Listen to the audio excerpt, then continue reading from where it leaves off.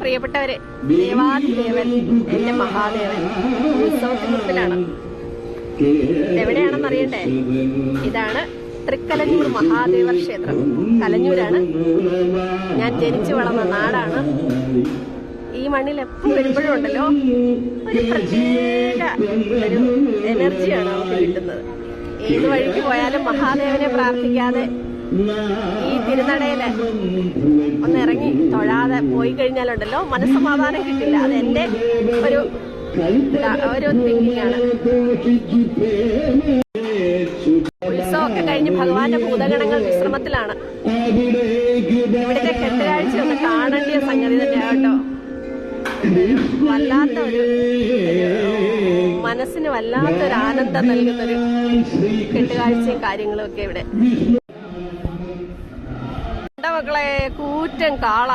എനിക്കൊന്ന് പടിഞ്ഞാറേക്കരക്കാരുടെയാണെന്ന്. ഇത് പടിഞ്ഞാറേ ഗോപുരമാണ്. കര ഏതായാലും മഹാദേവന്റെ നന്ദി അതൊരു പ്രത്യേകത തന്നെയാണല്ലേ. ഭഗവാനെ, എന്താ ഭംഗി! ഭഗവാന്റെ നന്ദികേശൻ. ഉത്സവാഘോഷങ്ങൾ, അതായത് ഇന്നലത്തെ കെട്ടുകാഴ്ചയൊക്കെ കഴിഞ്ഞിട്ട്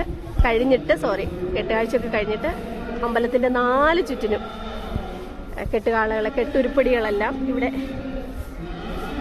ഇങ്ങനെ നിർത്തിയിട്ടുള്ളതാണ്. വരുന്നവർക്കൊക്കെ കാണാലോ. കലഞ്ഞൂർ മഹാദേവ ക്ഷേത്രം എന്ന് പറഞ്ഞു കഴിഞ്ഞാൽ അതിവിശാലമായ ഒരു അമ്പലമാണ്. അതിന് അമ്പലമുറ്റം തന്നെ ഒരുപാട് ചുറ്റുപാടുകളുണ്ട്. ഒരുപാട് സ്ഥല സൗകര്യങ്ങൾ, സ്ഥലവിന്യാസമുണ്ട്.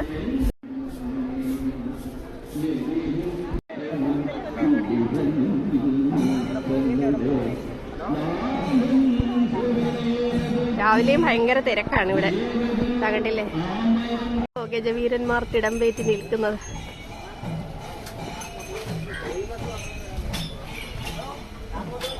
എനിക്ക് നല്ല ഭയമുണ്ട്. എന്നാലും അവരാരും നമ്മളെ ഉപദ്രവിക്കില്ല എന്ന്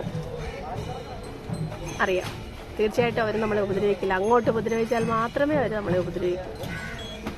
വളരെ സ്നേഹമുള്ള ജീവികളാണിവ. ഓട്ടപ്രദക്ഷിണമൊക്കെ കഴിഞ്ഞ് നമ്മൾ തിരുമുമ്പിൽ എത്തിയിരിക്കുകയാണ്. ഇതാണ് മുൻഭാഗം അമ്പലത്തിന്റെ. ഇതൊക്കെയാണ്